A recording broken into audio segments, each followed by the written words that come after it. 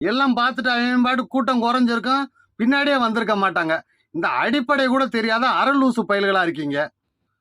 வந்தோடனே காவல்துறை சூப்பரா செயல்படுதுன்னு சொல்லி பாராட்டுறீங்க, அடுத்த நாள் காவல்துறையை குறை சொல்றீங்க. இது உங்களுக்கெல்லாம் ஒரு நிரந்தரமான மனநிலை குணம்லாம் இல்லையா? ஷார்ட் டைம் மெமரி லாஸா?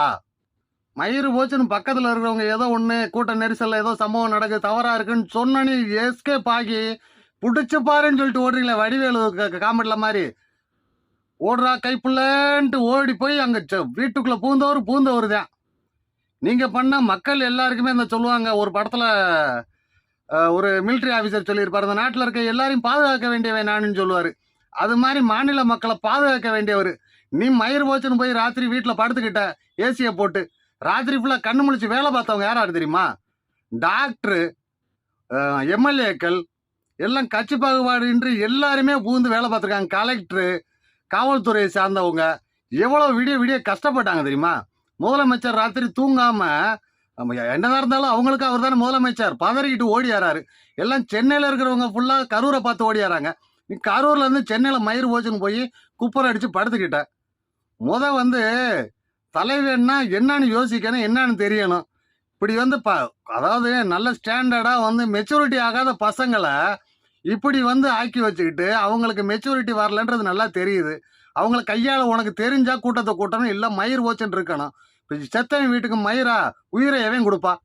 செத்தவன் 40 வீட்டுல பிள்ளைகளை இழந்துட்டு தீர்றாங்களே, திரும்ப அதே பிள்ளைய உங்களால கொடுக்க முடியுமா? காவல்துறையை குறை சொல்றீங்க. இவங்க ஃபுல்லா மரத்துல ஏறுறவன், டிரான்ஸ்ஃபார்மர்ல ஏறுறவன், எங்கிட்ட இருந்து எதுல ஏறுவாங்க, எதுல குதிப்பாங்கன்னே தெரியல.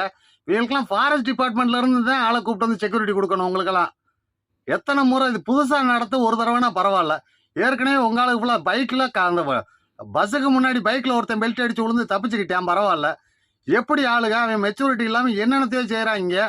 சர்க்கஸ்ல பண்ண வேண்டிய வேலையெல்லாம் பண்றவனு காவல்துறை என்ன பண்ண முடியும்? வந்தனையுமே வாழ்த்து பேசுறீங்க, அப்புறம் குறை சொல்றீங்க. உங்களுக்கு மெச்சூரிட்டி வெங்காயம் இருந்தா தானே உங்களை பார்க்க வரவங்களுக்கு மெச்சூரிட்டி வெங்காயம் இருக்கும். ஒரு பெரிய பேச்சாளர், பெரிய சிந்தனையாளர், உலகத்தை அப்படியே திருப்பி போட்டுருவார்னா வர்றாங்க. சினிமா படத்துல பார்த்த மோரக்கட்டை நேரில் பார்த்தா எப்படி இருக்குன்னு பார்க்க வராங்க. அதை வர்ற வழியிலே காட்டி தொலைஞ்சிருந்தா எல்லாம் போயிருப்பாங்க. 40 உயிர் தப்பிச்சிருக்கோம். இப்படி வகுத்தறிச்ச பிடிச்சி எல்லாரும் பாவான எல்லா குடும்பத்துல ஒரு ஆள் மாதிரி ஒருத்தவங்கன்னு சொல்லிட்டு இப்படி நாங்களாம் வேதனைப்பட்டு வருத்தப்பட்டு பேச வேண்டிய அவசியமே இருந்திருக்காது. ஓட்டு மயிறு போடுறாங்க, அதை அன்னைக்கு போட்டு தொலைறாங்க, என்னமோ பண்ணிட்டு போறாங்க, அதை பத்தி பிரச்சனை இல்லை. இப்படி உயிர் போயிடுச்சு, அப்புறம் நீங்க பாவம் இல்லையா? யாரா இருந்தாலும் பாவம் இல்லையா? பச்சை குழந்தைய என்ன பண்ணிச்சு? உங்களெல்லாம் என்னத்தை அறிவெல்லாம் உங்களுக்கு ஜென்மத்துக்கு வராதுன்னு நல்லா தெரியுது. அறிவுக்கும் உங்களுக்கும் சம்பந்தமே கிடையாது. பைத்தியார பயலுதான்.